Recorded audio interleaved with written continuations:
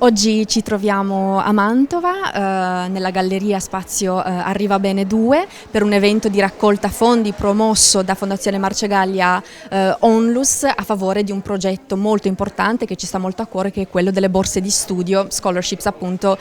in Ruanda. Il tutto è nato grazie alla collaborazione e dovrei dire anche grazie alla generosità dell'artista con origini mantovane Andrea Incontri, che ha deciso di donare alla Fondazione ben 100 borse in edizione limitata, borse che diciamo, speriamo i mantovani vorranno acquistare oggi e fino al 28 giugno, e grazie ai ricavi, diciamo, della vendita di queste borse la Fondazione sarà in grado di finanziare 2 nuove borse di studio all'interno del progetto Scholarships in Ruanda, per permettere a 2 giovani studentesse, a 2 giovani promesse del Ruanda di intraprendere un percorso accademico universitario di eccellenza in ambito STEM, che abbiamo visto sia per il Ruanda ma anche per l'Italia e altri paesi dell'Unione Europea sono settori effettivamente cruciali, fondamentali per lo sviluppo, la crescita, l'innovazione del loro paese. La realtà di Arriva Bene 2 è una realtà che nasce 5 anni fa, quindi da 4 personaggi che hanno cercato in qualche modo di aprire uno spazio per quanto riguarda eventi culturali, ma soprattutto la presentazione di arte contemporanea, artigianato e design.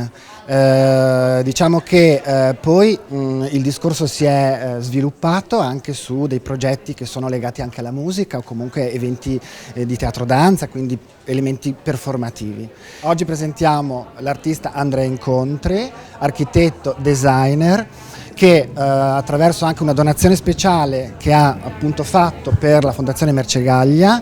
ha permesso quindi di organizzare un'esposizione dei suoi piccoli arazzi e la sua produzione appunto delle sue bag legate al progetto appunto Le Tipe Umane. Nasce con l'idea di rappresentare delle figure con dei disegni digitali anche molto estemporanei, fatti in maniera abbastanza casuale, diciamo, sono dei disegni che nascono veramente dall'istinto, non ha una progettualità nata da una razionalità.